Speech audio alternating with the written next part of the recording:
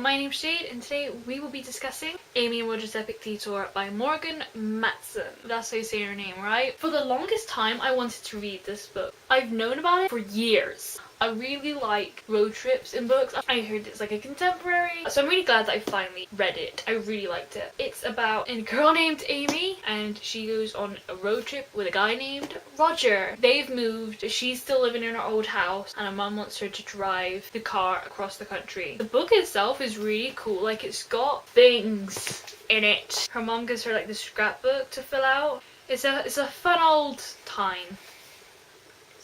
I really liked it. I don't know if I would say it's my favourite or anything. Looking back on it though, it was really good, don't get me wrong. I would give it like an 8 out of 10. I really liked it. It was fun, you know? It was her debut. It was a good debut. The cover, I always liked the cover when like seeing it on camera.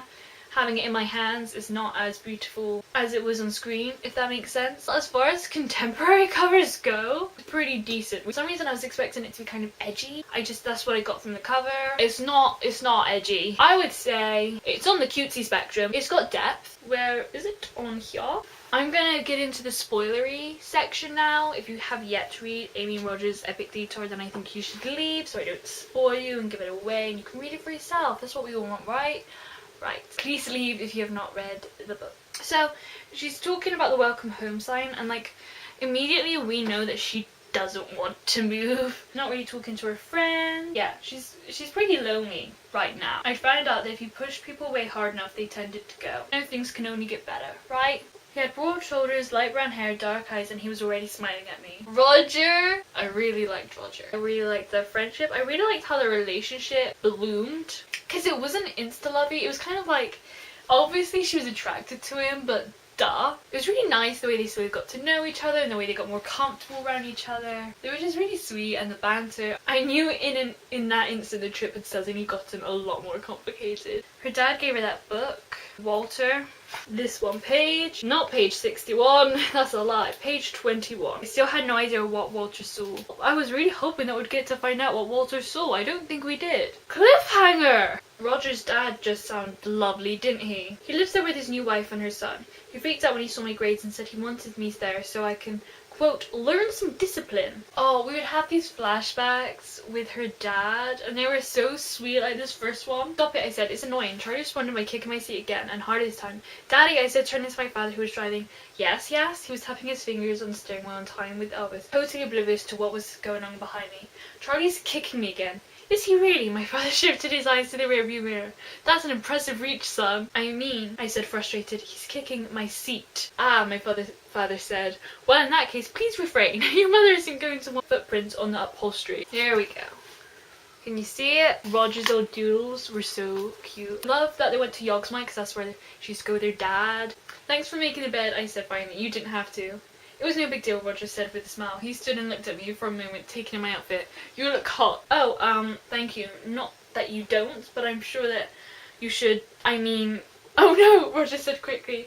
But I could see he was blushing again. No, I meant what you're wearing. Are you going to be too warm? Oh, I momentarily wondered if it would be possible to get one of those bears looking outside to come in and kill me. The most awkward thing. I loved it so. I love me some awkward conversations. Oh, she'd been having trouble sleeping, hadn't she? And of course, when she slept next to Roger, she was fine and out like a light. Is that the expression? Because, you know, they're meant to be and everything. That was a little cheesy. I loved the is it haiku?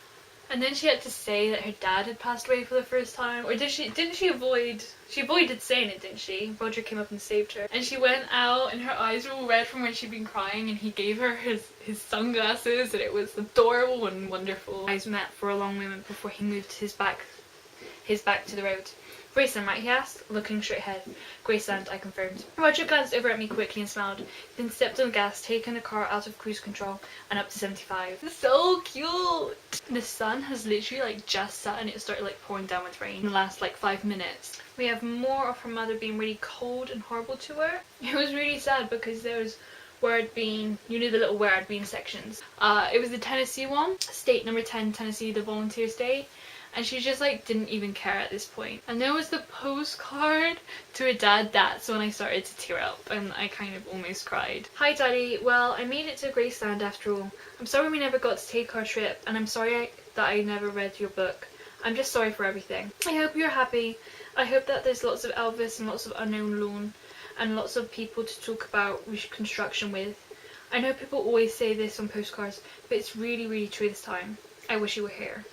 I tore off the tissue paper and saw that he'd bought me sunglasses. Elvis-style gold-rimmed sunglasses. I looked down at them in my hands and thought about my own sunglasses shattered in the impact. It's really nice how like he like really paid attention to her music. Like he asked if he could listen to the whole tracks. It was just really nice the way they bonded. And then they had another one of those like infinite moments where they were in the shop and they put on the socks and they were like slipping around. I could see this making a good movie. Like often, you know, with books you don't want them translated into film, but I feel like if this was done right, it could be so epic. And then they had to sleep in the car and it was Would you mind if I took my shirt off? Oh, I said, and I could feel my cheeks grow warm. No, that's fine. Really, he asked? Absolutely, I assured him, then hoped I hadn't sounded too enthusiastic. I mean, sure. Oh, and at some point during the night, we had started sharing a pillow. And then she went to visit her brother. I was really excited to visit her brother because I feel like that was something that had been weighing on her a lot. And it'd be really nice to clear the air between them. And it felt like he was a decent guy. He was just going through a bad time and got in with the wrong crowd and those kinds of things, you know. I love how she went in there in the girls' bedrooms and they knew exactly who she was because they had to talk about it. That's why I've told you, Muzz. Put some damn clothes on if you're going to do yoga. I looked across the room and saw my brother sitting in an armchair, as though he had been expecting me. After all, you never know when my sister might decide to drop by. He felt like it was his fault, and she kind of blamed him a little bit, like when said it. And then obviously she felt like he was blaming her, and she was like, well, you're over here having a vacation while I'm like at home alone and going through hell, basically. No one cares how she feels though, it's true. She's completely neglected. I wonder if they tried. What she was yearning was her mother, and her mother was just like kept being really cold to them. Charlie reached out and hugged me hard. I hugged him back and it felt exactly right. Something that he should have done a while ago. I love how like they both helped her down. I felt someone grab my foot and I knew Roger was there. Just drop, be cool, I caught you.